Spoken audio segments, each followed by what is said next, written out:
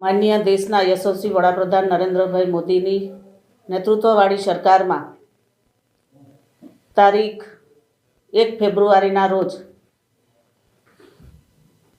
નાણામંત્રી માન્ય નિર્મલા સીતારમણજીએ સંસદમાં વચગાળાનું બજેટ રજૂ કર્યું.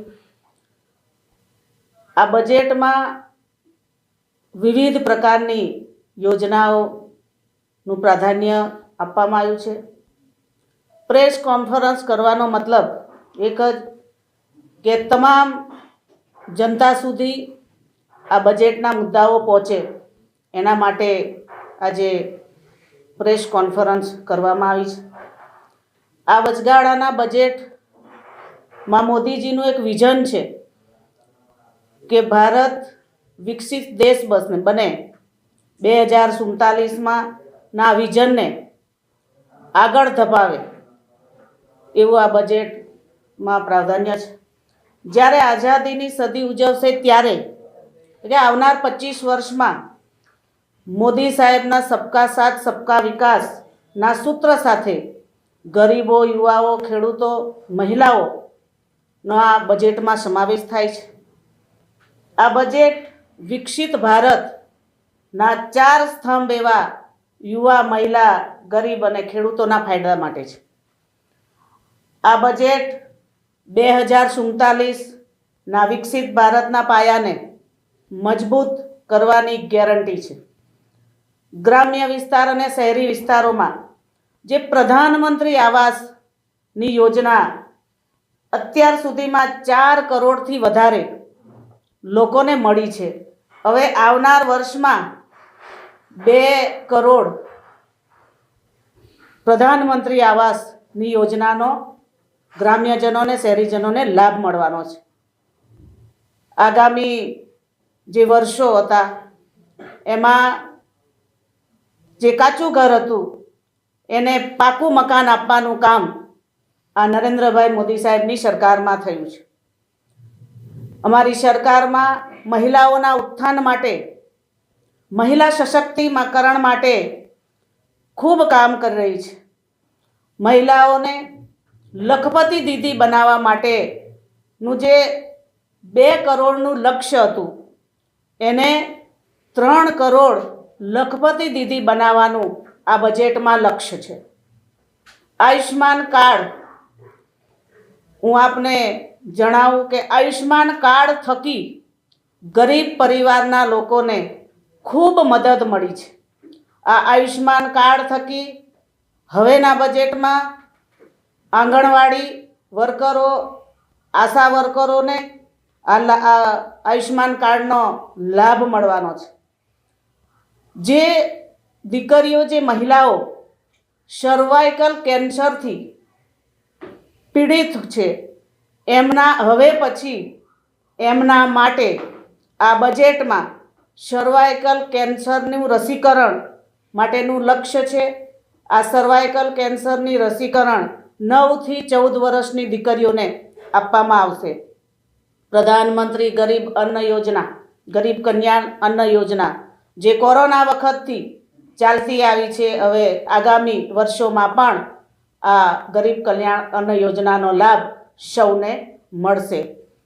ભારતીય જનતા પાર્ટી નરેન્દ્રભાઈ મોદી સાહેબની આ સરકારમાં ખૂબ કલ્યાણકારી યોજનાઓ ગામડા સુધી પહોંચી છે. દરેક પ્રકારની નાના ગરીબ પરિવારો સુધી પહોંચી છે. એ પછી આવાસના કામ હોય કે વિકાસમાં રોડ, રસ્તા, પાણીના કામ હોય કે પછી મહિલાઓ સખી મંડળો જે ચાલે છે એના ઉત્થાન માટે, એમના આત્મનિર્ભર માટે આ સરકાર કામ કરી રહી છે. વધુમાં છોટાઉદેપુરથી ધાર રેલવે પ્રોજેક્ટ પણ 350 કરોડ ફળવાયા છે. આ કાર્ય પૂરું થવાથી વડોદરા અને ઇન્દોરનું 109 કિલોમીટરનું અંતર ઘટશે. આ રેલવે પણ પૂરા દેશમાં, શહેરોમાં, એ પછી વંદે ભારત ટ્રેન હોય કે આવી ઘણી બધી ટ્રેનો આપણે અમારી ભારતીય જનતા પાર્ટીની સરકારમાં શરૂ થઈ છે. આનો લાભ ઘણા બધા પરિવારોને, લોકોને, યાત્રીઓને મળ્યો છે. આ બજેટ ખૂબ સારું બજેટ છે. આવનારા દિવસોમાં આનો લાભ બધાએ પૂરા દેશના નાગરિકોને મળશે. આ બજેટને હું આવકારું છું. એ ચૂંટણી પંચનો વિષય છે. ચૂંટણી પંચ તારીખો જાહેર કરશે અને ચૂંટણી આવશે. એમાં અત્યારે હું કાંઈ ન કહી શકું. તમારા પાર્ટી તરફથી કોઈ ગતિવિધિ? પાર્ટી તરફથી અત્યારે કાર્યક્રમો ચાલી રહ્યા છે. જે અમારા યશસ્વી CR પાટીલ જે પ્રદેશના અધ્યક્ષ છે, આવનાર લોકસભા 26 સીટ જીતે અને 5 લાખથી જીતે એનું વિઝન સાથે આજના અમારા સૌ પૂરા ગુજરાતમાં કાર્યક્રમો ચાલી રહ્યા છે. હાલમાં સોશિયલ મીડિયામાં એવું સાંભળવા મળી રહ્યું છે કે લોકસભાની 26 બેઠકોમાંથી 22 જેટલા ઉમેદવારો નો રિપીટમાં થવાના છે એવું સાંભળ્યું છે. તો એમાં તમને ટિકિટ મળે કે ન મળે, તમારી ભૂમિકા શું હશે? 22 જેટલા સાંસદો કપાવાના છે. આ વાહિયાત વાત છે. આ પ્રદેશ પાર્લામેન્ટરી બોર્ડ અમારું ભારતીય જનતા પાર્ટીનું નેતૃત્વ કરશે. એમાં કપાશે નહીં કપાય એમાં કાંઈ નથી. જે પાર્ટીનો નિર્ણય છે. અમારી પાર્ટી પરિવારવાદમાં માનતી નથી. એટલે જે કોઈ ઉમેદવારો આવશે એને પાર્ટી જીતાડશે. નારણભાઈ રાઠવાને પણ ભાજપમાં લાવવાના પ્રયત્ન ચાલી રહ્યા છે. આ બાબતે આપ શું? એના વિશે મને કોઈ માહિતી નથી. હું આ વાતને કાંઈ જાણતી નથી.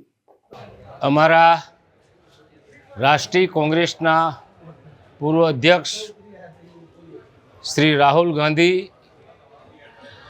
પદયાત્રા, ન્યાયયાત્રા ને લઈને આજે જિલ્લા કોંગ્રેસ સમિતિની કારોબારી સમિતિની આજે મિટિંગ હતી. મિટિંગમાં અમારા પ્રભારી ઉષાબેન નાયડુજી, અમારા બીજા પ્રભારી આનંદભાઈ ચૌધરીજી, કિરીટભાઈ પટેલ, નારણભાઈ રાઠવા સાહેબ, જિલ્લા કોંગ્રેસ સમિતિના પ્રભારીશ્રીઓ અને તાલુકા કોંગ્રેસ સમિતિના તમામ હોદ્દેદારશ્રીઓની ઉપસ્થિતિમાં રાહુલજીની જે પદયાત્રા છે, ભારત જોડો ન્યાયયાત્રા, એ ઝાલોદથી શરૂ થઈ દાહોદ, લીમખેડા, ગોધરા, કાલોલ, હાલોલ, પાવાગઢ, જાંબુઘોડા, બોડેલી, નસવાડી, દેવલિયા ચોકડી થઈ અને નર્મદા જિલ્લામાં જવાની છે. તે અંગેની બૃહદ ચર્ચા થઈશ. આ યાત્રાને સફળ બનાવવા માટેની જવાબદારી અલગ અલગ રીતે સોંપવામાં આવશે. નજીકમાંથી પસાર થતા રસ્તા ઉપર નજીકના જિલ્લાના કાર્યકરોને પણ એક સ્થળે ઊભા રાખી એનું સ્વાગત કરવાનું થાય એની તૈયારી કરી હશે. અને સાથે સાથે રાહુલજી જ્યારે આવતા હોય અને સામે ચૂંટણી પણ આવે છે ત્યારે અમારી મંડળ સેક્ટરની જે મિટિંગો જે બાકી હોય એ વહેલી તકે પૂરી થાય અને કોંગ્રેસ કેમ મજબૂત થાય એના માટેના પ્રયત્નો અમે સાથે મળીને કરવાના છે. અમે ચોક્કસ વિચારીએ છીએ કે આ રાહુલજીની યાત્રા આદિવાસી બેલ્ટમાંથી પસાર થઈ રહી છે ત્યારે સારો સહકાર મળે અને કોંગ્રેસ મજબૂત બને એ દિશા તરફના પગલાં સૌ સાથે મળીને અમે લેવાના છે.